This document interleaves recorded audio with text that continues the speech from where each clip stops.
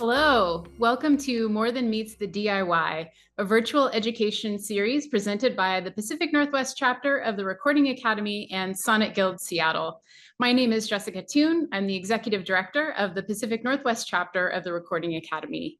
We'll be hosting a new session in the series on the first Tuesday of each month through November, featuring a specific topic like writing for sync, financial wellness, publishing and rights management, mental health, and many other topics that you all have been asking us to cover.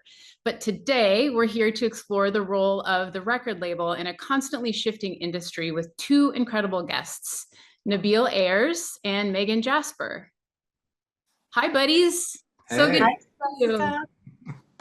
Thanks so much for joining us. I guess just to kick us off, can you each briefly introduce yourselves and tell us a little bit about your career in music? Maybe Megan, let's start with you. My name's Megan Jasper. I'm the CEO at Sub Pop Records. It's our 37th birthday today, and I've spent most of my weird adult life working here, and I feel really honored. And I'm psyched to join everyone today, so thank you for having me. And I'm Nabil Ayers. I'm coming to you from New York, where I've lived for a long time, but long-time Seattleite.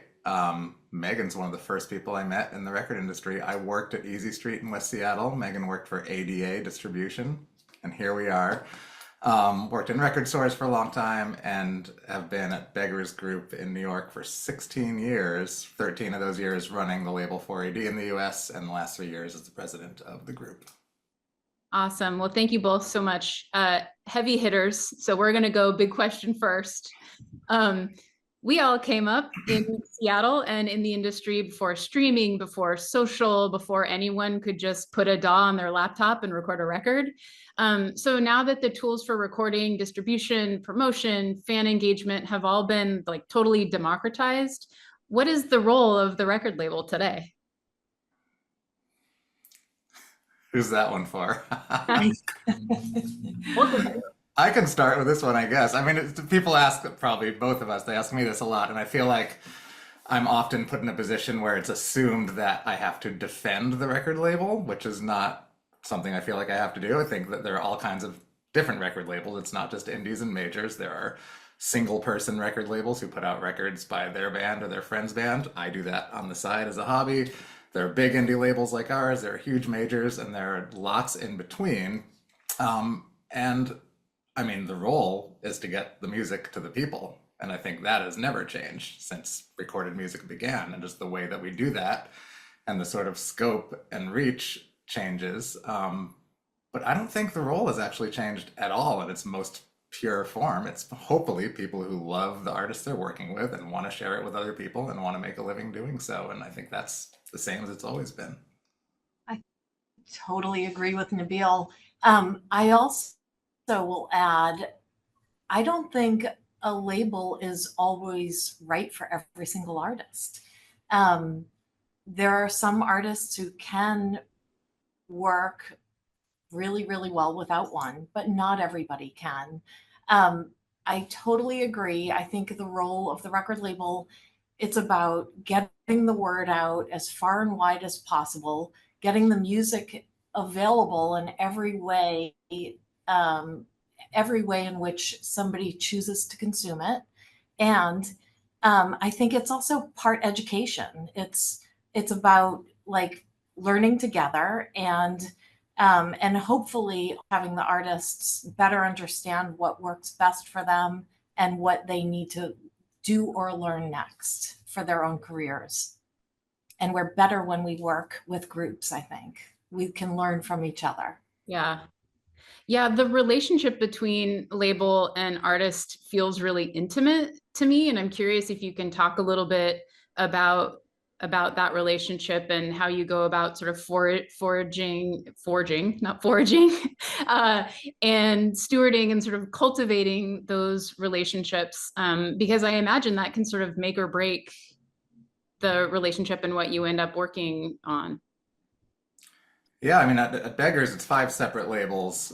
It's 4AD, Rough Trade, XL, Young, and Matador, who are all separate labels, all with co-ownership by Beggars. But in the sort of signing and record-making process, they almost act as completely individual companies.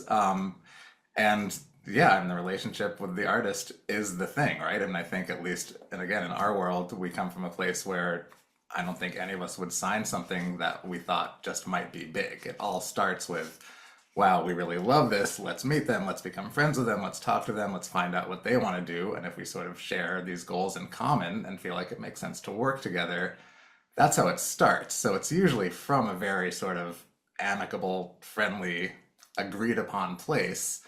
And from there, you know what's really interesting? I was just thinking about this when we both said what the role of the label was. Neither of us talked about getting in the studio and making records and choosing singles or any of that stuff. Because I think, again, I don't want to speak for Sub Pop, but we both work for labels where, there are some artists with us who say, help us find a producer. We want to do different things with this record, and we're happy to do that. There are other artists who say, here's the record, it's finished. Here are the 3 singles we want to release in this order. I'm making the videos. Here's the artist. Here's all the art for the album.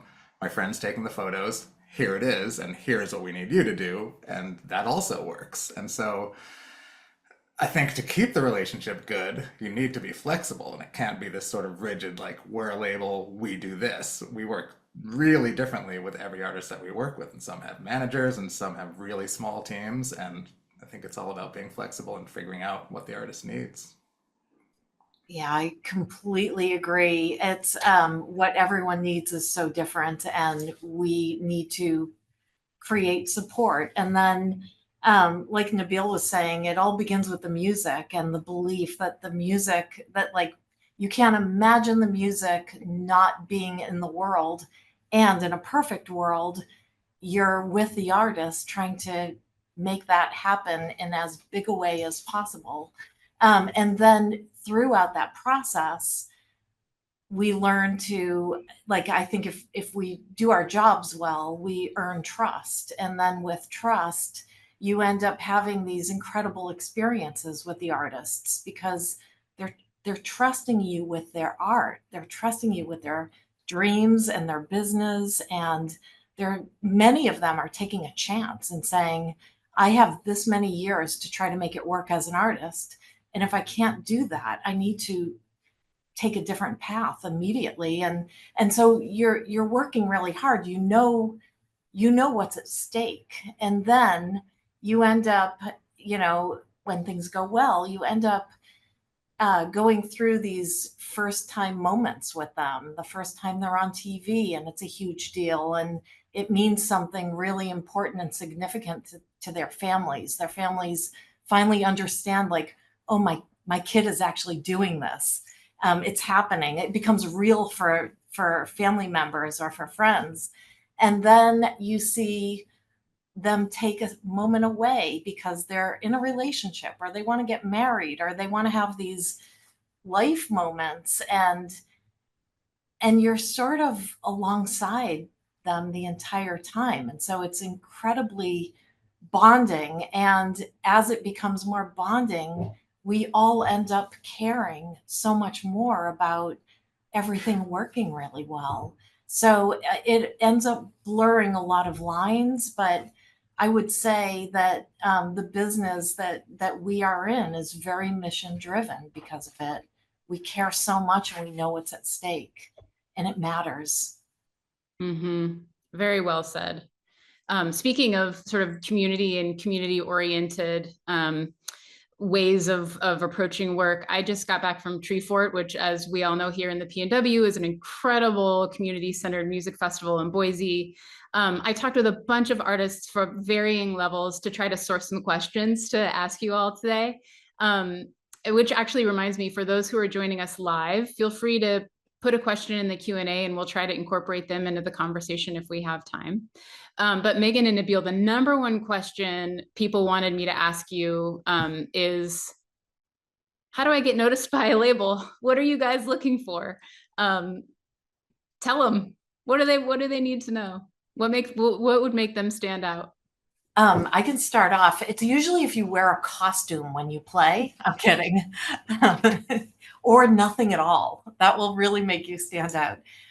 No, I would say these artists who are performing at Treeford are doing the right thing. I think the best thing you can do is actually go out into the world and and play and do your thing and get your music out there to the best of your own ability so that anybody can discover it. Because really, I think when we're talking about independent labels, no matter what your job is, it's all music geeks. Like we're all searching and wanting more. And I think whatever that looks like, whether it's playing shows, whether it's posting your music in various places, just getting your music out there and making it available as best as possible.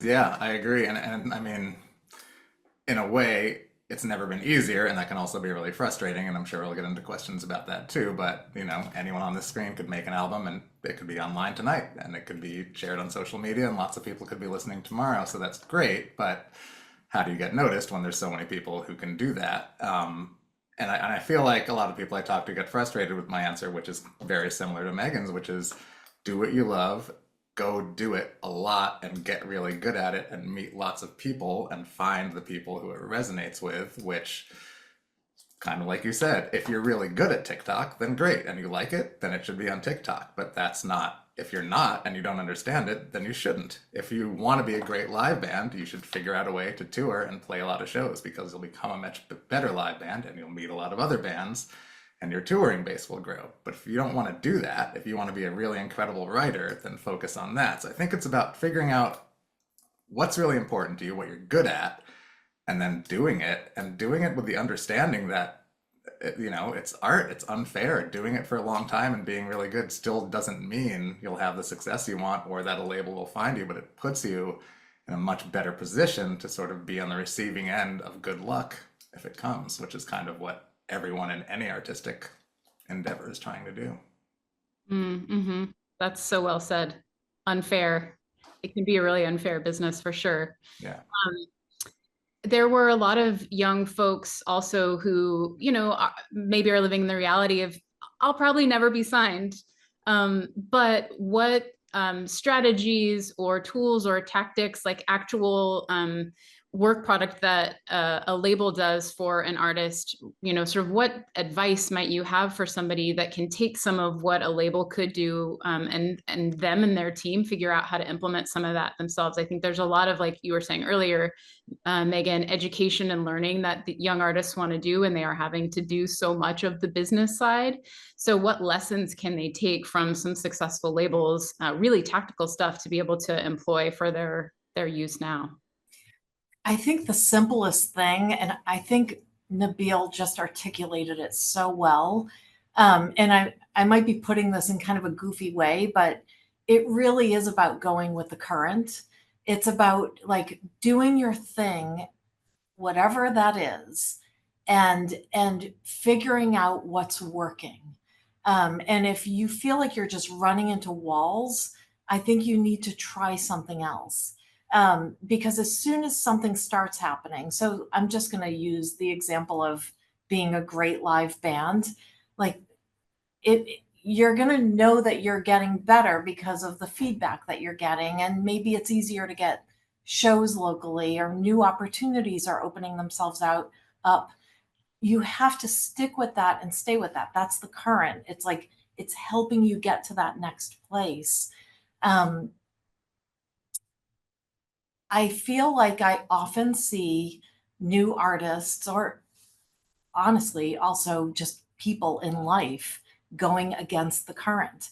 And all you do when you're fighting against everything is you're treading water. You're not going anywhere. And you just end up exhausting yourself. So I think it's like you have to just look for the opportunities where you're seeing like more things develop, even if it's baby steps. Yeah. I mean, it's interesting because Jessica, you use the phrase "getting signed," which is interesting because when I was in bands in the '90s in Seattle, that was the goal, was to get signed, and now I feel like that narrative has changed. It's the same thing, but I feel like the artist is more empowered in the sentence, meaning like I will hear people say X band signed with Sub Pop. I won't hear them say Sub Pop signed this band, and that's what I used to hear, and I feel like that actually represents something that's changed, and I think the idea that you should want to get signed or that you should need to get signed doesn't really exist in the way it used to, because there is so much you can do without a label. And I also tell a lot of people who, in sort of a sarcastic way, but when they're like, we're going to do it ourselves, so we don't need a label, I'll say, that's great. So you're starting a label. Because that it's like, yeah, we're going to press records, we're going to get them into stores, we're going to maybe hire a publicist. That is what a label does. You're doing a scaled down version of that. So whether you mean to or whether you like it or not, I think pretty much anyone at any level who is making a record and trying to sell it to somebody is starting a label. So I think, did you ask something about what people can do on their own to kind Yeah. of without a label? I mean, I think that's a thing that's fairly well known these days. There are a lot of great independent publicists who you can hire to try to get reviews, try to get you on TV. You can hire radio promoters. It's sort of, I think, widely known that none of those things in and of themselves moves the needle the way they used to, and none of it moves the needle as much as touring and being good on social media and people liking you and you figuring out how to sort of turn that into something.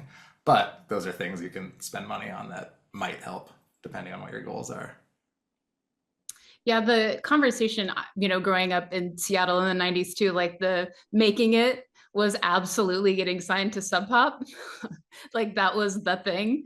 And there was this like misperception that suddenly your problems are solved, you get a big advance, your work is done. The reality is when you get signed, when you are signed, that's like the beginning. Can you talk a little bit about what it looks like for an artist when they do sign with a label and sort of what the expectation is and what that cycle is like for them?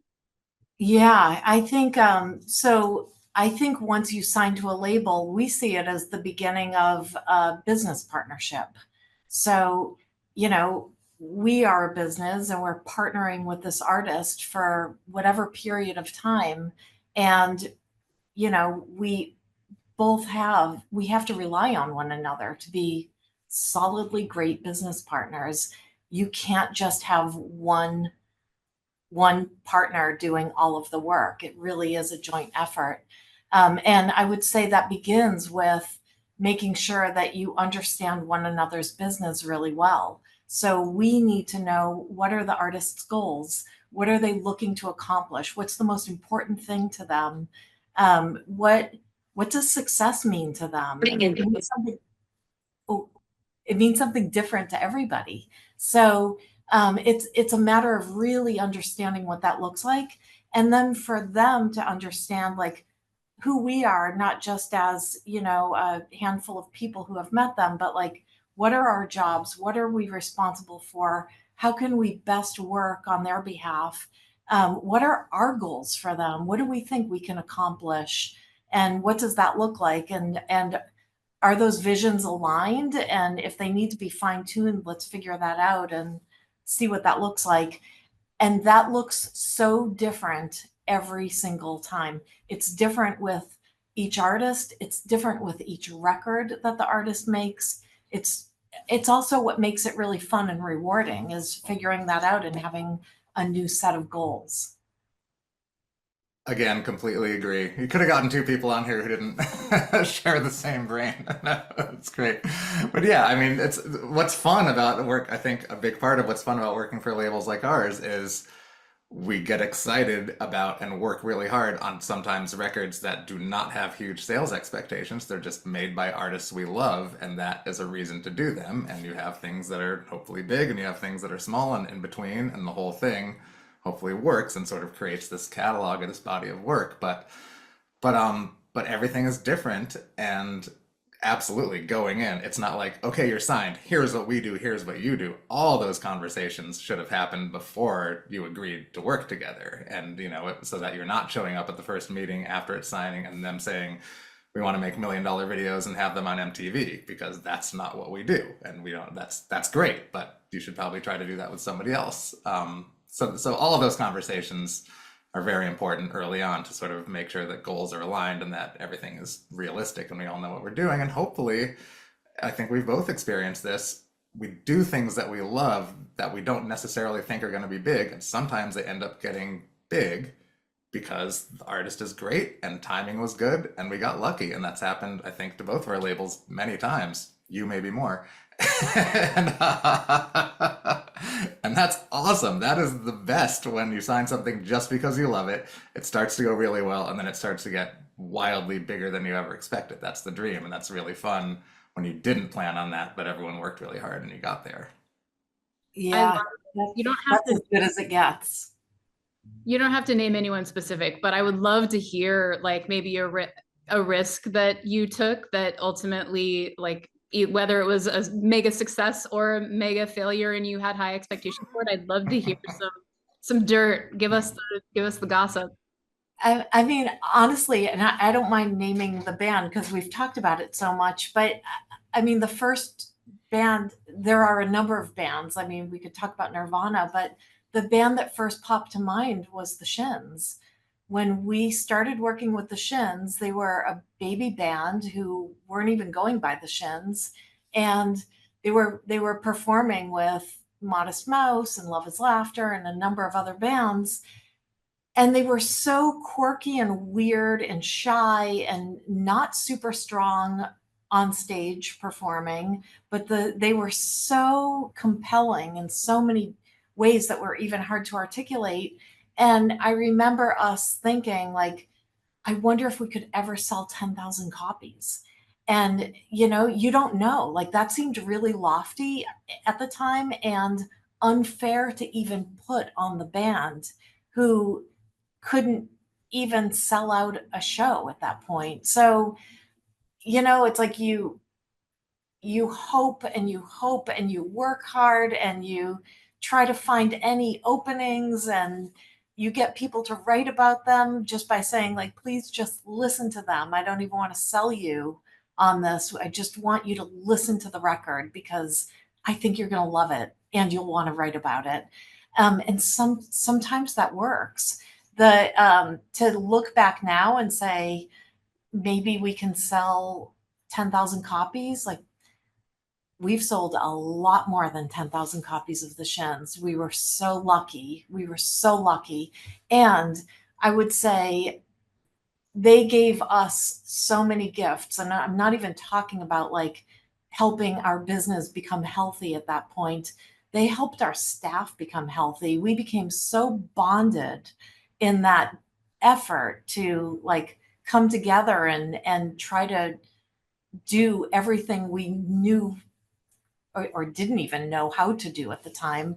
Like, just having us collectively root for them like we were was one of the greatest work experiences I've ever had. But at the time, who knew? Mic drop. Yeah, follow that one. Now I have to go. I mean, I have a not similar but not dissimilar story. I'm going to talk about Grimes, who, when I worked for 4AD, we signed Grimes. I mean, I don't know, 2011 or 12 or something. Visions was the first album we put out. She'd had a couple albums out on a smaller label that had done well, like in a sort of underground way. She wasn't a nobody. There's definitely like a sort of pitchfork presence, and she existed in the scene. But we had Visions, and that record, we just thought it was so great. And at the time, also, we were like, this is a weird record, but like in a great way. And then that's what we do. And we think we can sell 20,000 of these records in 480 or in America. And I remember that was the goal in America, which seemed like maybe high. Um, and the artwork was crazy, but Claire made it, and she really like knew. She had a vision. It's called Vision. She really knew what she was doing through and through. She made the album, she produced it, she wrote it, she did the artwork, she made the videos. And I think pretty quickly we realized, oh, this, she knows what she's doing. Our job is not to get in the way or to try to change things or try to make the artwork more commercial. It's to let her be her and push this out there. And when we saw the first video, I forget what song. It's not Oblivion. It's the one with the motorcycles. Someone who's watching those. Anyway, I remember looking at everyone's face while we watched it, and everyone in this conference room was mesmerized. And we realized, we're like, oh, this is the thing. People respond to the album, but sometimes a visual thing can be better. And this is 2012 or whatever. So we just started playing it for everyone. We'd go to meetings, and instead of playing a song, we'd play that video, and we would watch this happen, whatever, at Apple or a record store or radio stations, wherever people were going. The video was the tool that we used, and we realized that was really sort of her language. And I think we were smart and lucky to realize that early, and then she kept making great videos, and that really became the thing. And she toured, and she was also just like, is like so cool and smart and creative. And even though we had a very publicly frictiony relationship with her, whatever, she was great and was always fun to work with and knew what she wanted. And our job was to back it up. And it really worked. And I have no idea. I mean, definitely in the millions of that record globally. That record has done really, really well in a sort of still quiet underground way, which is again a thing that I think both of our labels do. A lot of people don't know those songs and have no idea how big those albums are, but that's also part of the fun thing. And in a way, to your story, Megan, all those things happening and everyone in our office getting to contribute, the marketing ideas. I remember we did a huge, they're called snipes, when you do those like just big posters on the wall in New York and LA, and we were like, do we do the artwork, do we this, and our head of marketing was like, no, we just do a poster that says Grimes. And it was just a huge poster that said Grimes in a block font, nothing else, no label, no album out now, no press quote.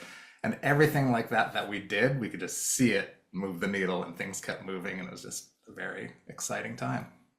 It's also so cool to have that experience and then have some time pass, because you end up seeing the impact that that moment had for the artist, and it feels really, really important. Yeah, I think it also just like mirrors back to what you were talking about earlier about like following the flow and what works for you. If you're a great live band, play live out, play more, tour more. If you're a great like studio band, put out more. Shifting gears a little bit, you were talking about when we started talking about working with artists, you know, you sort of hammered on it's a business relationship, right? Like it is absolutely a business relationship when both parties come to the table. Can you talk a little bit about like the business model and the economic model for the label and for the artist? We get that question quite a bit when people are sort of evaluating like, is a label a thing I even want to pursue or not? Yeah, I feel like there are so many different avenues to go down with this, but I would say for the most part, we try, as the world and this industry continues to become more complex, it seems like the easiest way to approach deals is as simply as possible. And so I think, there most independent labels end up doing net profit split deals, and that's typically what we end up doing as well. It reinforces, I think, that spirit of a partnership, and it keeps everything really easy. And when you are a label, and I know Nabil deals with this as well, labels that have been around for a long time, it's a lot of accounts that you are considering in the world of accounting, and that gets really complex. So keeping deals easy and simple is really beneficial, I think, for everybody. As far as um, the economics go and revenue streams, I would say like you can kind of take like the old school stuff and it still exists. It just has different faces. It's like there's still money that comes in from sales. There's still money that comes in from album sales, record sales, but also still weirdly downloads and streaming and sync licensing that you guys are going to end up doing a webinar on.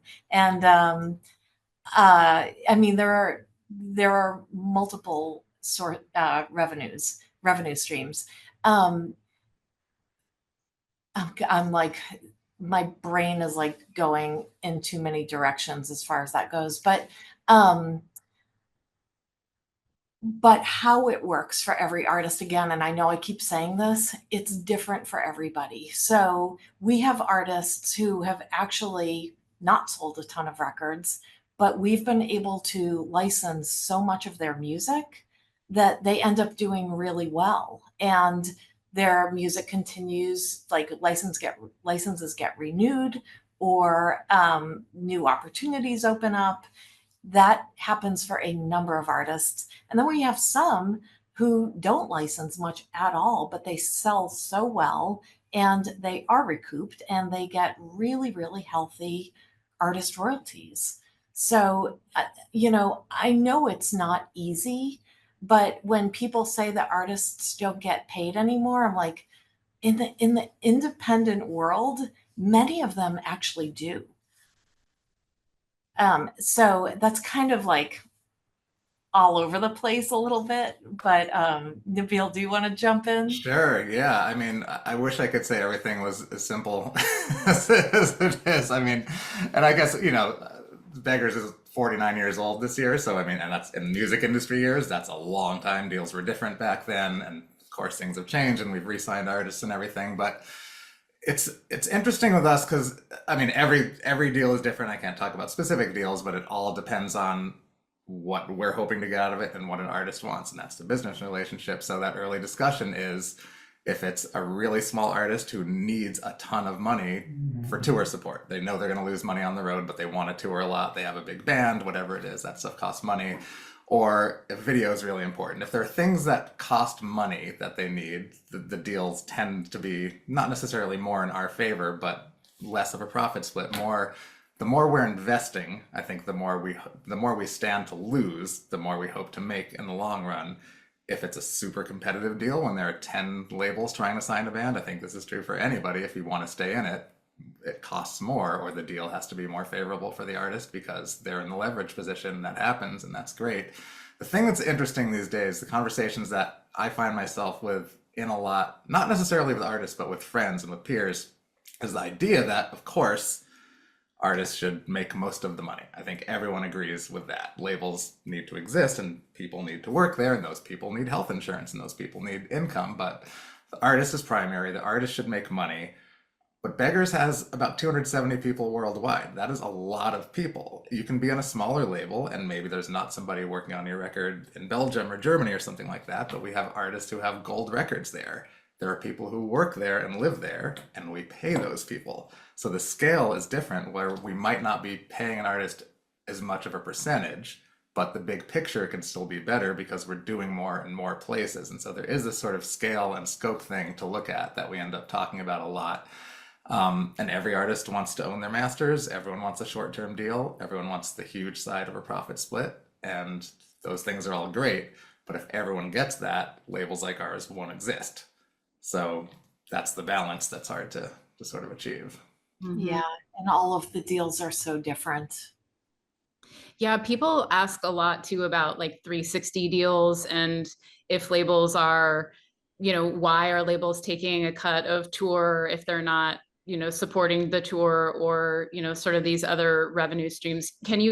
Is there anything that you would want to speak to in I relation mean, to types of I, deals? I think there are, I mean, I know some labels that do independent labels who have done some 360 deals. We've never done 360 deals. And we also sometimes still give tour support, which, that's the other thing. It's like, you know, I think as soon as we start dividing everything up and having more siloed practices with, you know, this business, it's it gets trickier. It's easier for us to not do those deals. We haven't.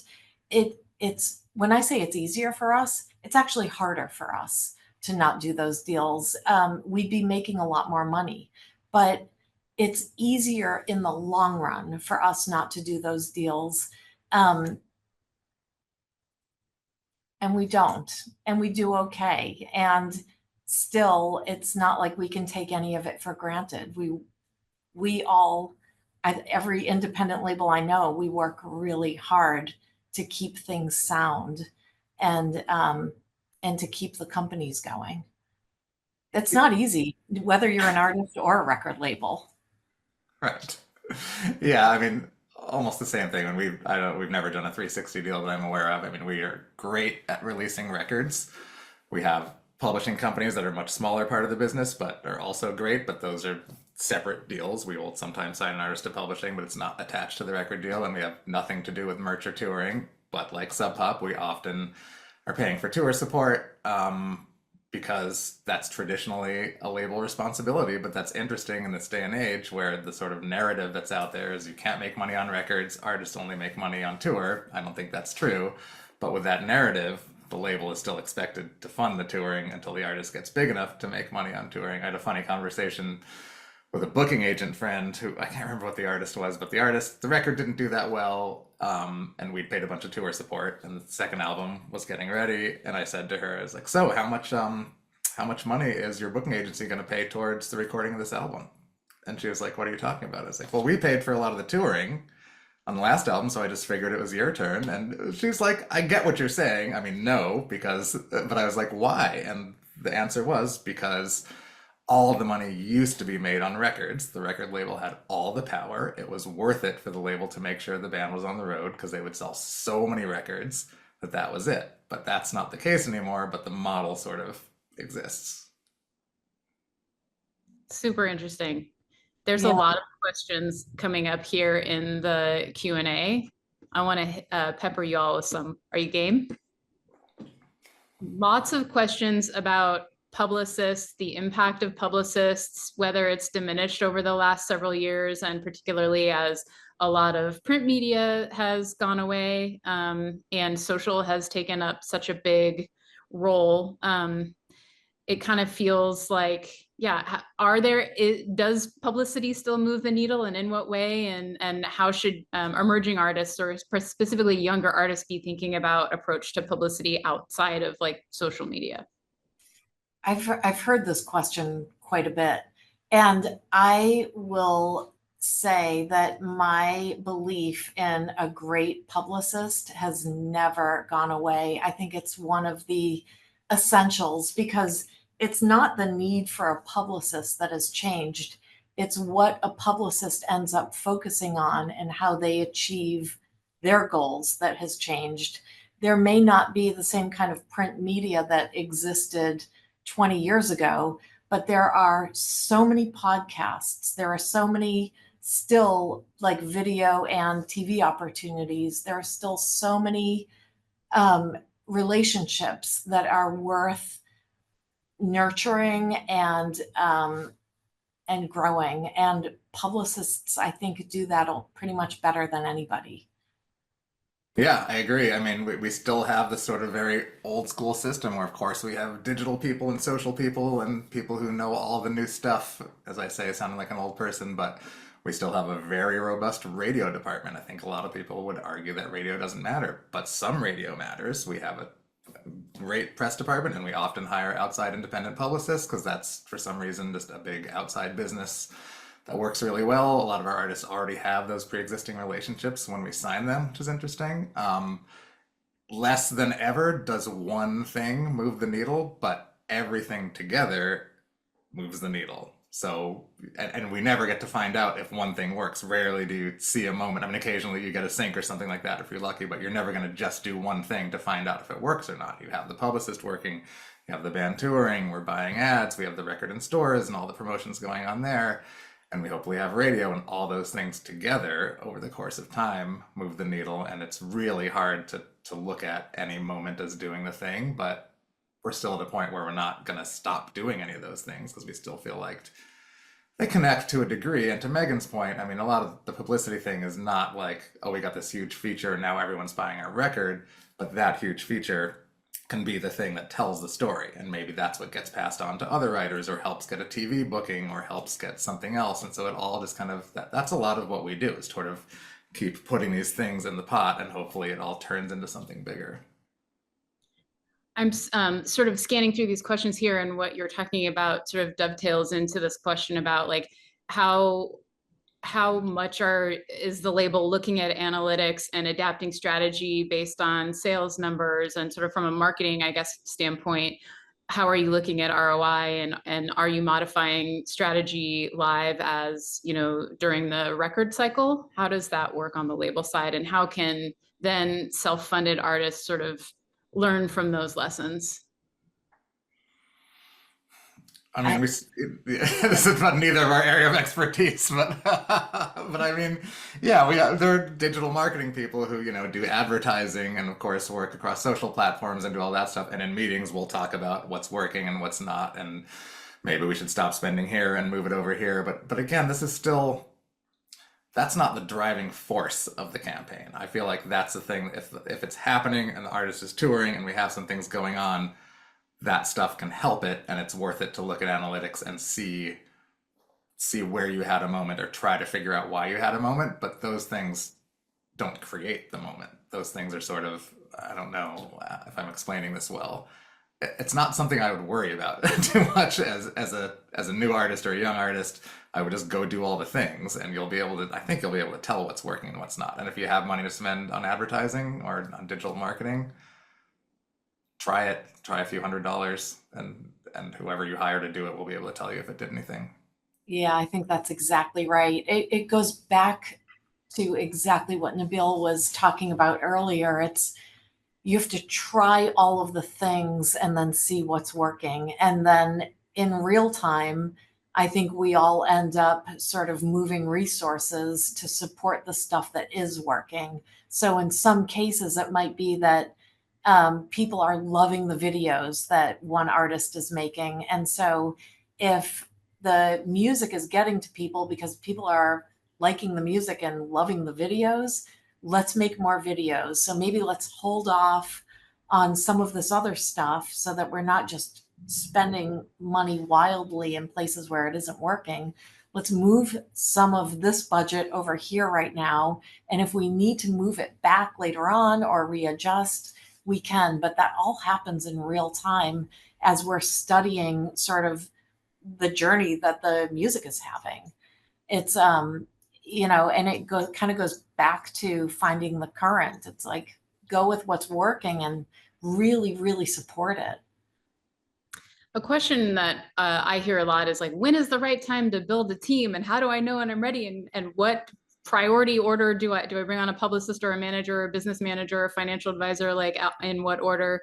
And related to that, I see some questions in the chat from emerging artists who are like, okay, say I have, I'm self-funding and I have already spent $10,000, $15,000 making this record in a studio. I only have $2,000 left or $500 left. Where do I focus that to like have, the best possible opportunity? Do you all have any advice? Play shows. I agree. Play Yeah. shows and try to generate more money by doing that. And the answer is different for every artist. That's why it's kind of hard to say what one person should do or what one band should do, because there are so many situations where what one band really needs before anything else is a great booking agent. What another one needs before anything else is a manager who can organize them. And then another artist might need a manager who doesn't need to organize them at all, but they need to actually go out and use some of their relationships to, connect those folks with the artist. Mhm. It's so different depending on what the artist is and what their goals are.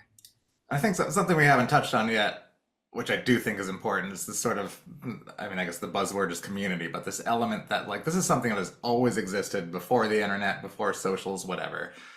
Scenes, whether those are sort of like-minded people who are in different places who are communicating, or Seattle in the late 80s, early 90s, a very specific scene, or Minneapolis or Boston or New York, everyone, all these different times and places.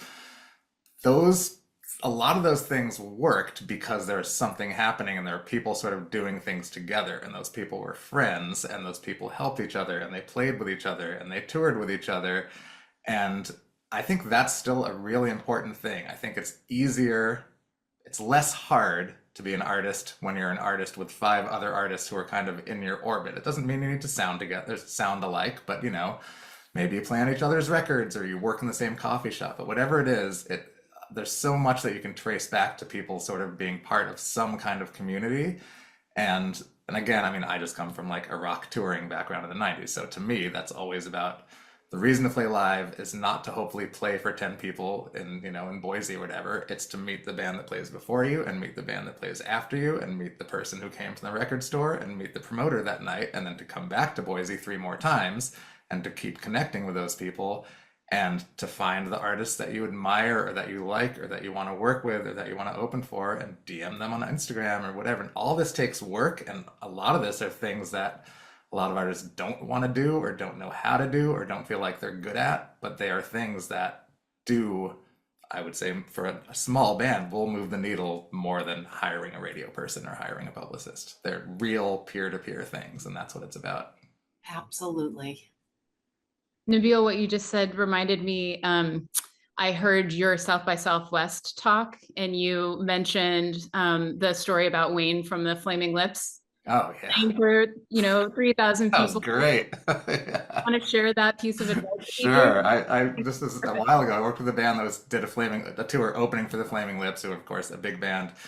This was the first night, and so I went out and met them. It was in St. Louis, and they were playing this like 3,000 seat theater. And Wayne Cohen, singer of Flaming Lips, came in and was kind of taking the band to rock school in the backstage room, and I was there, and it was all really fun. And the show was sold out, and and they're, if anyone hasn't seen them, they're known as like a very over the top live band. Tons of like outfits, and like it's a really like over the top entertaining show. And Wayne said to them, he's like, how many, I think they asked, they're like, why do you do so much? You're obviously spending money and you do all this stuff. Why do you do it? And he said, how many people are going to be here tonight? And they're like, I don't know, 3,000. And he said, how many Flaming Lips fans are going to be here tonight? And they said, 3,000. He said, no, there's 1,500. And they each are bringing a +1. That's who I'm doing it for.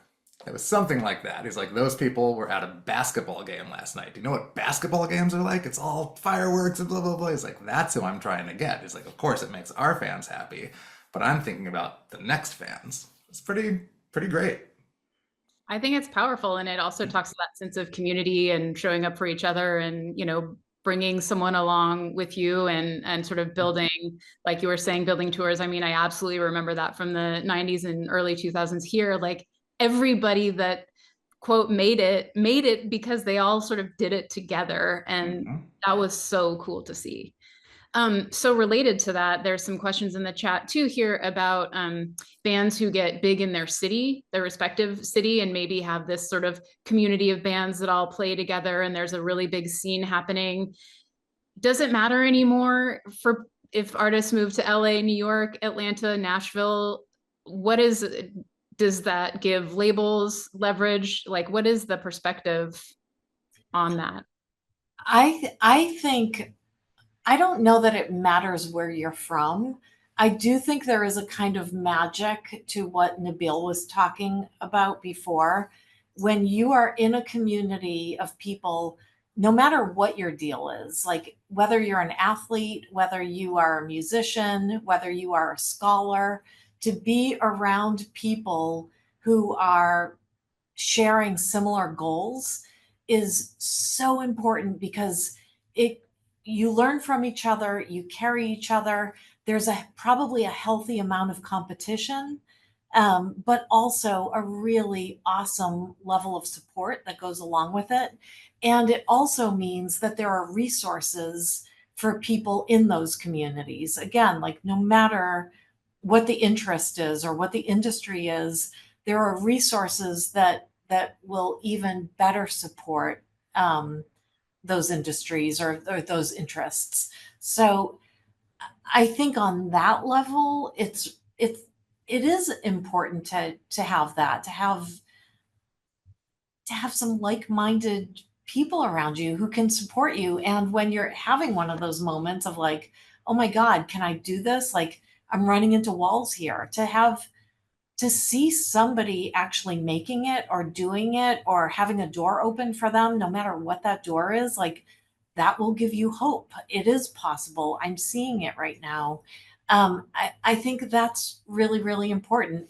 And for those of us who love music and work in music, whether it's whether it's New York City or Seattle or Nashville or Northampton, Massachusetts, or Amherst, like tiny towns, we notice and we pay attention and it's interesting. So I don't know that it matters where it is, so long as like you have your community. Same for you, Nabil? You're Yeah, I nodding. mean, three bands from one place is a scene, I feel like. It's really interesting. Yeah, and you throw in a college radio station, All a right. record store, and Record it's store, a exactly. Yeah. thriving scene. Yeah, it's absolutely true. I mean, yeah, well, you can do it alone. People do it alone, but it's much harder to do it alone. All right. So, second to last question. Knowing you've both been in the industry for a long time, actively participate in the community in many more ways than just your roles at heading up your respective labels. In what ways and maybe how much does your personal ethos play into how you approach your work? I mean, a lot. My personal ethos, I mean, I came to it from being a kid who loved music, loved playing music, played drums from a young age, but also I think was in the music industry at a young age without realizing it, meaning like when I was in junior high school in a shitty punk band with my friends, sorry if I swore in the Zoom, um, we would record three terrible songs, but I was the one that's like, okay, you're a good artist, you draw a cover, we're going to Kinko's tonight, we're going to make 10 copies and let's sell them at school tomorrow. That's literally what we do now. We just do that on a different scale. But I did that because it was fun. To me, like the playing part was great, but that wasn't the end of it. I wanted to see it through and wanted to do the other thing. So I've always had the kind of, when I met Megan, I worked at Easy Street and I played in bands. It was always this sort of, to me, it's not the like, yeah, you used to be in music, but now you're on the other side. Like people will say things like that or talk about pivots, and I'm like, no, no, it's always been the same thing. It's never changed. It's all one thing. So my personal ethos is all wrapped up in all of that. I love music and the people who make it and the people who sell it and the people who put it out. It's all one great thing. Does that make sense? I feel so exactly the same way. I mean, I felt a pull to be around this art that spoke to me, and it's really all I cared about as a kid.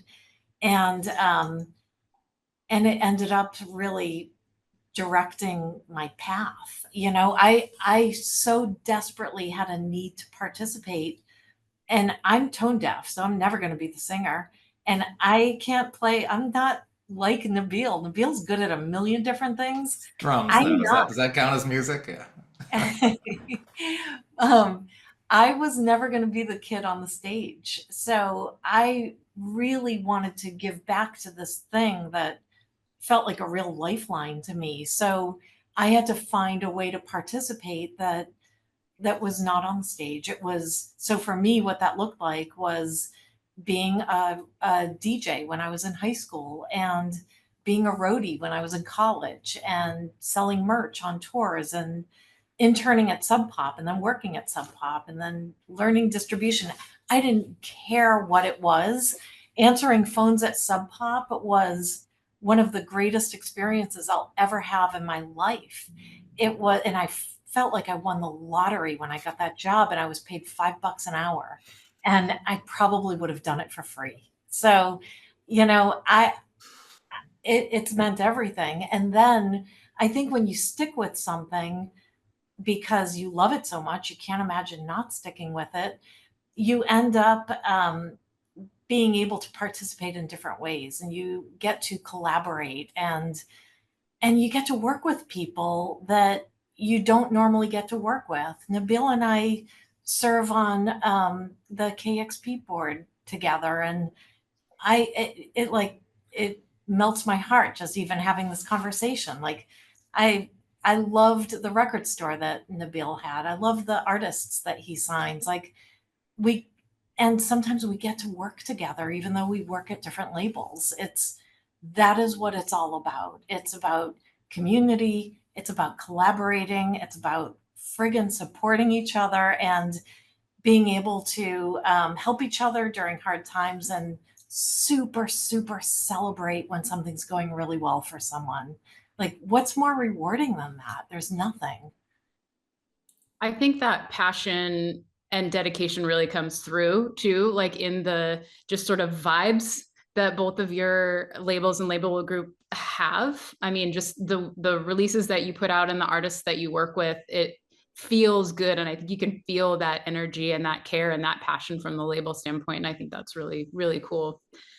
So speaking of being inspired, what is inspiring you and what's frustrating you the most in the industry right now? I think my answer is that it's the same thing for both. I think it's the I'm going to steal your answer. It's the ease with which one can make music and put it out there. It's incredible. I mean, when I was a kid coming up, it was hard to make a record. You had to save money and go to a recording studio, depending on where you lived, if there even was a recording studio, if you knew what that meant. I mean, it was so hard to do that.